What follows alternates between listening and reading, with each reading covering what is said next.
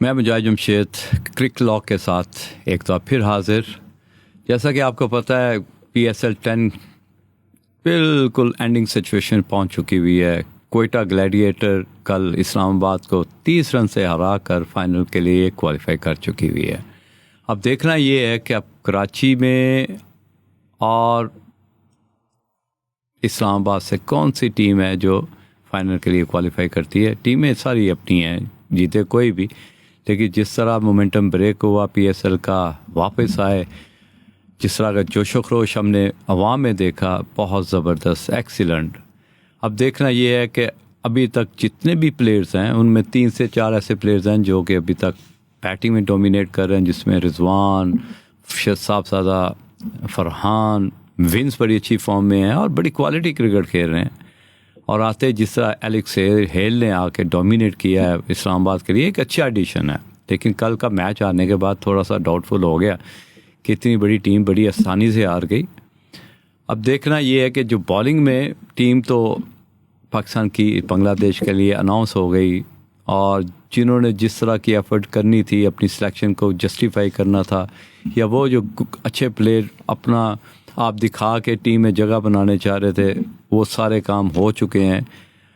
आज की डिस्कशन में जो अगले मैच रहते हैं, मोहसिन साहब हमारे साथ मौजूद हैं हमेशा की तरह, उनसे बात करेंगे कि बाकी जो मैच रह गए हैं या जिन प्लेयर्स ने परफॉर्म किया, टीम की सिलेक्शन हो चुकी है, अगला PSL 10 के बाद जो 11 एडिशन है उसको किस तरह होना है। आज पूरे प्रोग्राम में यही डिस्कशन होगी।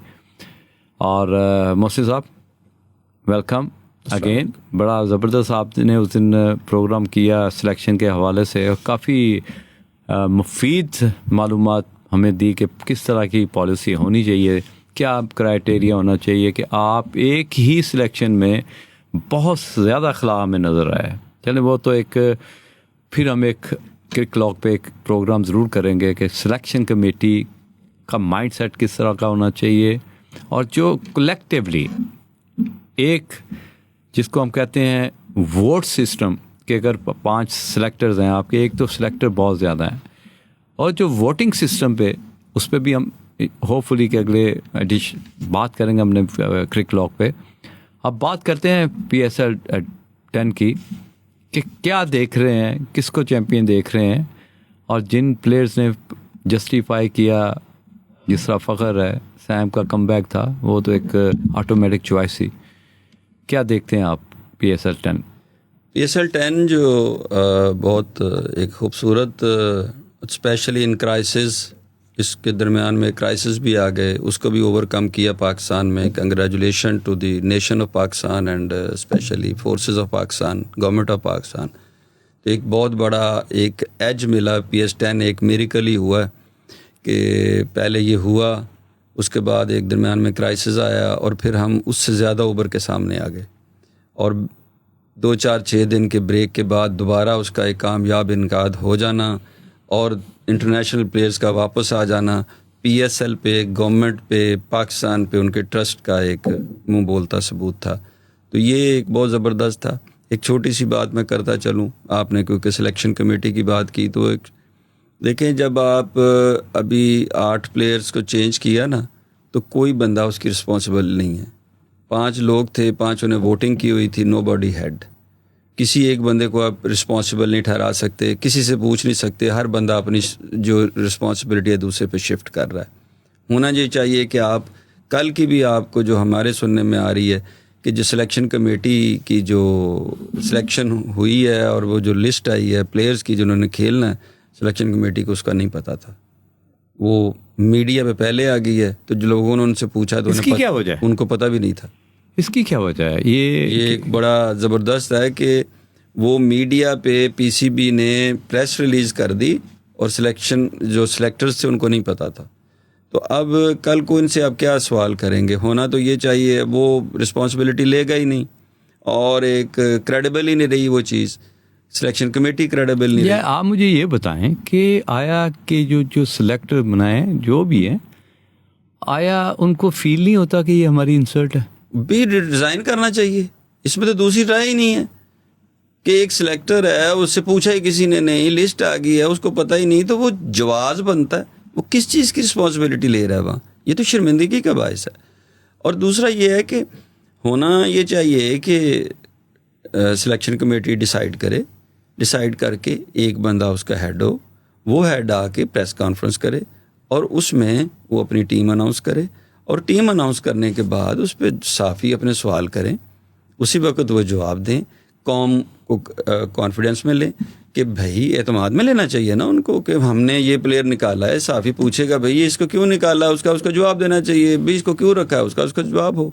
तो एक सिंपल सी एक तकरीब ज़रूर होनी चाहिए, उससे कौम एतमाद में आती है, आपके फ़ैसले सामने आते हैं। हो सकता है आपने कोई फ़ैसला ठीक किया हो, लेकिन वो एक आम देखने वाले के लिए या एक आम व्यूवर के लिए या एक आम क्रिकेट लवर के लिए उसकी तह तक ना पहुंचता हो, उसकी टेक्निकलिटीज़ को ना जानता हो, तो आपको उसको वाजे कर देना चाहिए। लेकिन यहाँ पे एक मेरे ज़हन में सवाल आया कि किसी भी चीज़ की वैल्यू का पता करना हो, जैसे अगर मैं अपना घर बेचना चाहता हूँ जी, मैंने बेचना नहीं है लेकिन उसकी वैल्यू को असेस करना है कि यार मैं जाता हूँ, एक मार्केट वैल्यू देखना चाह रहे हैं आप, डीलर के पास जाता हूँ, जी मैंने घर बेचना है, कहीं ना कहीं तो स्टार्ट करना है। वो कहता है जी आपका घर इतने का है, इतने का बिक जाएगा। मैं चला जाता हूँ घर, मुझे उसकी वैल्यू का तो पता चला। जी ऐसा ही है। इसी तरह जिस तरह आपने बात की कि जिस तरह रावलपिंडी स्टेडियम के ऊपर ड्रोन मारा गया, आया हमारे जो दुश्मन हैं या हमारे जो कोई भी नाम दे दें, आया उनको इस चीज़ वैल्यू का नहीं पता कि हमारे लिए क्रिकेट कितनी इम्पोर्टेंट है। हमारी आवाम के लिए एक ही इंटरटेनमेंट है ना आपके पास कि आके आप उस जगह पे अटैक किया जो हमें सबसे ज़्यादा प्यारी है।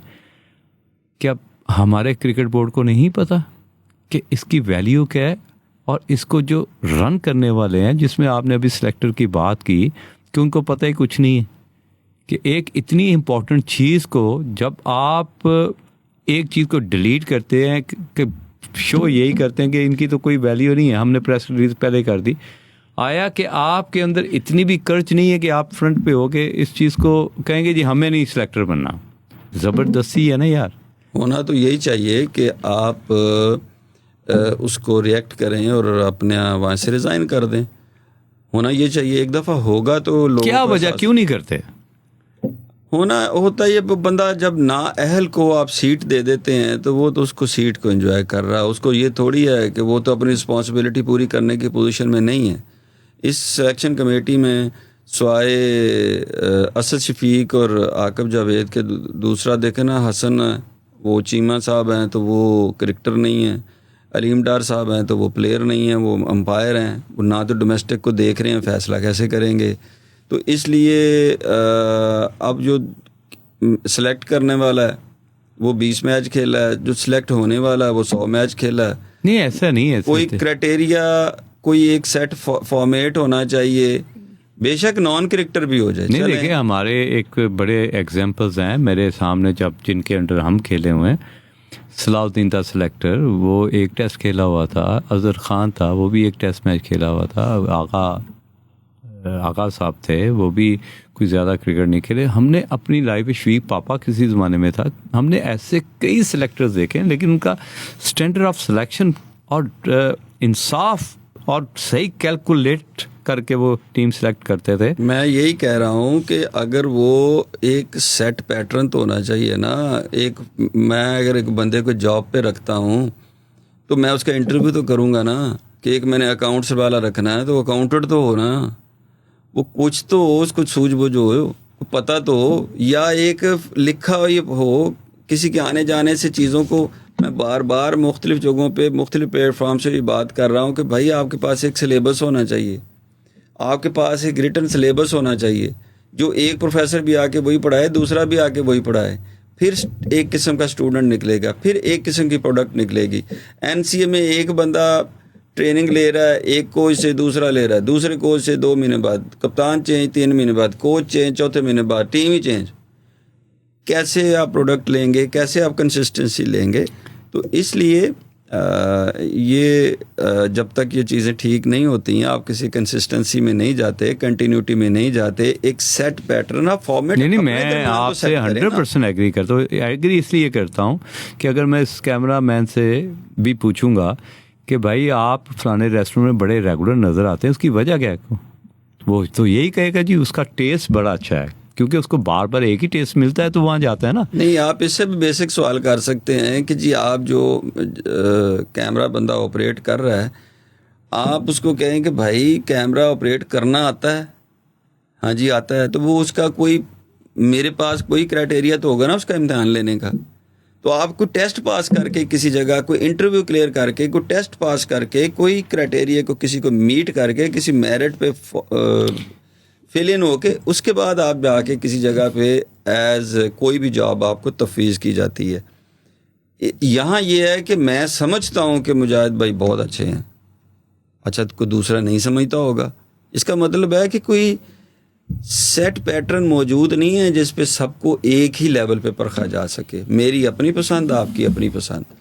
मैं हमेशा एक ज़हन में रखिए, हम जो यहाँ बात करते हैं वो ये बिल्कुल नहीं है कि मैं बाबर आज़म को बुरा कहता हूँ, या मैं रिजवान को बुरा कहता हूँ, या मैं सिलेक्शन कमेटी को बुरा कहता हूँ। हम पर्सन स्पेसिफिक कोई बात नहीं कर रहे। बाबर आज़म बहुत अच्छा प्लेयर है वनडे का, इसमें कोई शक नहीं है। रिजवान बहुत अच्छा प्लेयर है वनडे का, उसकी जॉब वो है, उसकी जॉब T20 नहीं है। मैं नहीं कह रहा कि बाबर बुरा प्लेयर है, ना मैं बाबर के ख़िलाफ़ हूँ, ना मैं सिलेक्शन कमेटी के ख़िलाफ़ हूँ। मैं कह रहा हूँ कि आपके पास अल्लाह के बंदो एक सेट पैटर्न हो, उस पर परख के आगे निकलो। हमने ये बात स्पेशली यहाँ पे बात करना ज़रूरी है कि हमने अपने 3 से 4 पॉडकास्ट पहले कह दिया था कि बाबर, शाहीन और रिजवान टीम से बाहर हो जाएंगे T20 में, और T20 कैरियर ऑलमोस्ट ख़त्म हो गया उनका। ये हमने पहले ही अनाउंस कर दिया था। अभी बात चल रही है PSL 10 की। कुछ के लिए बहुत अच्छा ख्वाब हो जाता है कि उसके ख्वाब पूरे होने जा रहे हैं, कुछ के लिए बहुत डरावना होता है। जिस तरह PSL 10 हो सकता है पूरी दुनिया भूल जाए, बाबर, रिजवान और शाहीन अफरीदी नहीं भूलेंगे। आप क्या समझते हैं कि ये जो सेटबैक है रेस्ट ऑफ कैरियर जो है, ठीक है ODI में बहुत ज़बरदस्त है, क्योंकि आपको ODI के अंदर कुछ ना कुछ पोर्शन मिल जाते हैं कि आप अपनी मर्जी करके उस पोर्शन को उसी तरह यूज़ करके बेहतर परफॉर्म कर। हमने देखा बाबर, रिजवान को गुंजाइश होती है। ODI के लिए तो ठीक है, लेकिन जिस तरह ये PSL 10 में ये बाहर हुए हैं, आपका क्या टेक है इस पे? देखें मुजाहिद भाई, होता क्या है कि आप इनजस्टिफाइड, गैर मुनसिफाना तरीके से किसी भी चीज़ को चलाने की एक लिमिट होती है। आप पूरी दुनिया का एक फॉर्मेट देख लें। अभी हमने जंग की बात की तो इंडिया ने एक लिमिट पे आ गया, पूरी दुनिया में आइसोलेट हो गए हैं। इजराइल और इंडिया आइसोलेट हो गए हैं। नफरत नफरत नफरत, इससे नफरत, उससे नफरत, इससे जंग, ये भी बुरा, वो भी बुरा, आज आइसोलेट हो गए हैं। दूसरे सारे ख़राब एक साइड पे इकट्ठे हो गए हैं, ये दोनों अच्छे एक साइड पे खड़े हैं। सेम इनजस्टिफिकेशन थी, गैर मुनसिफाना क्रिकेट हो रही थी एक ख़ास टाइम से, काफ़ी अरसे से, अल्टीमेटली एक्सपोज हो गई। दुनिया बैठी है, आप एक मॉडर्न दौर में बैठे हैं, इंफॉर्मेशन है, हर बंदे के पास एक्सेस है, हर बंदे के पास टेक्निकल नॉलेज है। हज़ारों के हिसाब से लोग बैठे टेक्निकल डिस्कशन कर रहे हैं, प्लेयर्स खुद कर रहे हैं, पॉडकास्ट वाले कर रहे हैं, क्रिकेटर्स कर रहे हैं, नॉन क्रिकेटर्स कर रहे हैं। ये सारी डिस्कशन हर बंदा सुन रहा है। अब वो एजुकेट हो रहा है, वो ज़माना नहीं रहा, हर बंदा हर चीज़ को टेक्निकली देखता है, जानता है। लिहाजा ये एक्सपोज हुए हैं, सेटबैक नहीं हुआ, एक्सपोज हो गए हैं कि भाई तुम इस फॉर्मेट के क्रिकेटर नहीं थे। बाकी PSL 10 जो है उसका 2-3 लिहाजों से मैं उसको समझता हूँ कि अच्छा नहीं है। जिस हिसाब से बोर्ड ने इसको इनेकाद किया PSL का, अभी क्योंकि ख़त्म हो रहा है तो बात करनी चाहिए। जितनी हाइप इसको देनी चाहिए थी वो ना दे सके, जितनी मार्केट करना चाहिए थी वो मार्केट ना कर सके।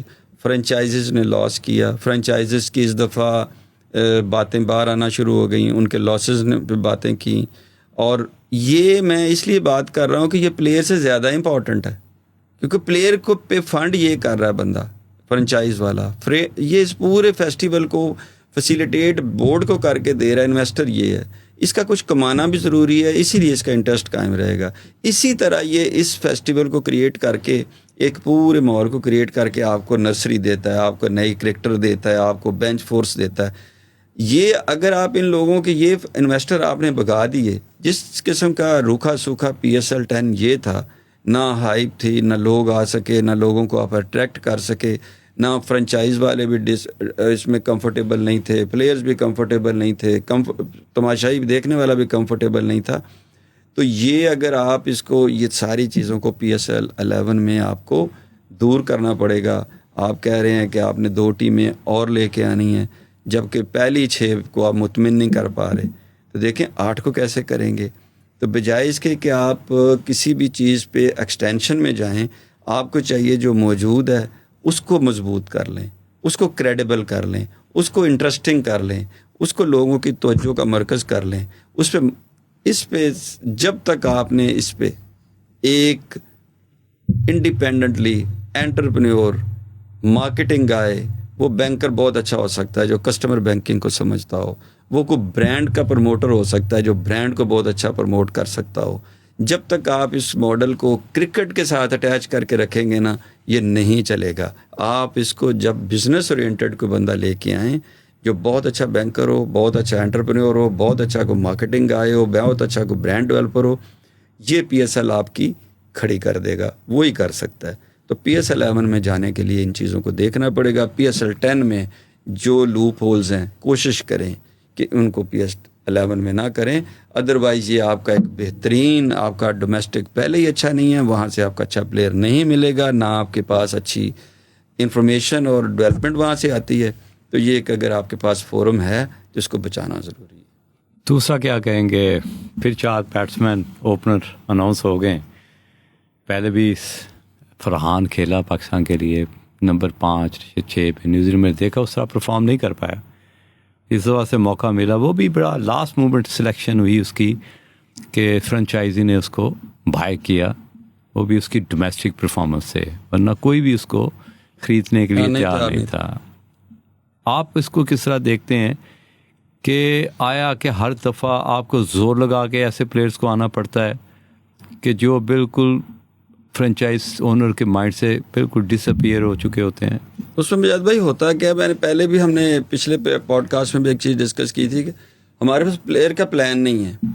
बोर्ड के पास एक प्लान होना चाहिए ना, परफॉर्मेंस बेस्ड, वो फ्रेंचाइजीज के पास भी आना चाहिए कि कौन कौन से प्लेयरों ने किस किस तरह परफॉर्म किया, किस होता है वो डाटा लूखा सूखा टूटा। देखिए, अगर यहाँ पे अगर ये बात कर रहे हैं कि जी बोर्ड को तो भी नहीं पता और फ्रेंचाइजों को भी नहीं पता, और जिस तरह हमने देखा ये जो स्ट्राइकर कैंप लगा था, सॉरी कि मैं इस वक्त इस पॉडकास्ट में ये बात कर रहा हूँ कि जिस तरह की आपकी सिलेक्शन का म्यार न्यूजीलैंड में था, यार आपने डोमेस्टिक प्लेयर्स को फर्स्ट क्लास छुड़वा के आपने स्ट्राइकर कैंप लगा दिए जब ज़रूरत नहीं थी।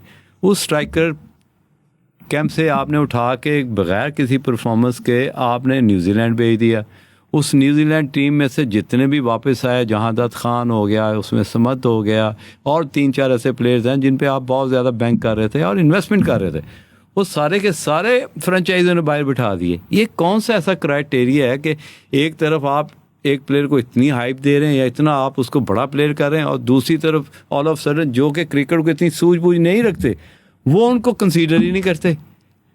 असल में होता ये है कि पहली सिलेक्शन भी गलत ही होती है। वो पहले भी आपने गलत बंदे को प्रमोट किया होता है। जिस वक्त वो फ्रेंचाइज के पास जाता है तो उसको तो कोई वो नहीं है कि जी वहाँ उसको तो अपनी प्रोडक्ट देखनी है, उसके पास 4 ओवरसीज प्लेयर भी हैं, तो उसको वो तो पहले उनको देखेगा। इसलिए ये देखना ज़रूरी है कि आप अपने प्रोडक्ट को सिलेक्शन ठीक करें, प्रमोट ठीक करें, एक प्रोग्राम में डालें, प्रोग्राम से छन के बंदा आपके पास आए। अभी आपने बात की है 4 ओपनर्स की, अब आप देखें ना, साहबजादा फरहान को आपने सेलेक्ट कर लिया, बिल्कुल करना है। ओ भाई, आप इतना अच्छा बंदा परफॉर्म कर रहा है तो उसको विकेट कीपिंग भी तो करा लो ना। वे आगे उसको पाकिस्तान खिलाना है तो उसने हारिस के साथ खेलना है। अब आप मुझे बताएं कि कीपिंग हारिस करेगा तो बारी फरहान लेगा, कैसे करेंगे भी? अगर आपने फरहान को खिलाना है तो एज कीपर खेलना है उसने, फिर हारिस एज सेकंड कीपर खेलेगा। तो हारिस पूरे टूर्नामेंट में कीपिंग करता आ रहा है, परफॉर्म नहीं कर रहा। फरहान परफॉर्म करता आ रहा है, कीपिंग नहीं कर रहा। मसला आएगा ना जी, बिल्कुल आएगा। तो इसलिए ये अगर आप कल को एक को बाहर बिठाएंगे तो दूसरे से कीपिंग नहीं होगी, एक को अंदर करेंगे उससे बैटिंग नहीं होगी। तो ये चीज़ें पीएसएल में जब टूर्नामेंट हो रहा था और आपको पता है कि फरहान एक अच्छा, सब बंदे फरहान को फॉलो कर रहे हैं और आपको पता है कि उसने इंटरनेशनल क्रिकेट में खेलनी है, तो भाई खेलनी है तो उसको कीपिंग करा दें ताकि वो मेंटली फिजिकली वो अपने बायोमैकेनिक्स में फिट हो जाए, आगे जाकर उसने खेलना है। तो इसलिए ये बहुत सारी चीज़ें हैं जिनको ख्याल करना चाहिए हमारे। जब तक ये प्लान नहीं होगा, जब तक एक पूरा कोऑर्डिनेटेड प्लान नहीं होगा, ये हर सिलेक्शन पे, हर दफ़ा, हर टूर्नामेंट पे आपके यही सवाल निकलेंगे। नहीं जी, कोऑर्डिनेटेड प्लान नहीं होगा तब तक आपकी चीज़ें बेहतर नहीं होंगी। आज जिस फैक्ट एंड फिगर्स पे बात हुई, जिस तरह मोहसिन साहब ने सॉल्यूशन दी कि पीएसएल 11 को किस तरह लेके चलना चाहिए, वो जो आपके आंख के तारे हैं, मैं बात कर रहा हूँ 6 फ्रेंचाइजी ओनर की बात कर रहा हूँ, जो उनको भी आपको अच्छे से हैंडल नहीं करना आ रहा, तो आप जो 2 टीमें ऐड कर रहे हैं उसको कैसे आप संभालेंगे। तो वो चीज़ें हैं जिनको आपने फिगर आउट करना है और ऐसे लोग लेके आने जो आपको क्रिकेट को या पीएसएल को कंपनी की तरह लेके चलें। फिर जाके आप उस जगह पे जाएंगे जिस जगह पे आप पूरी दुनिया, पूरे मुसलमान, पूरे क्रिकेट लवर आपको देखना चाहते हैं। होप कि जो अगला मैच है उसके लिए हम आपको फिर ज्वाइन करेंगे। तब तक के लिए क्रिक लॉ को इजाज़त दें। Thank you very much.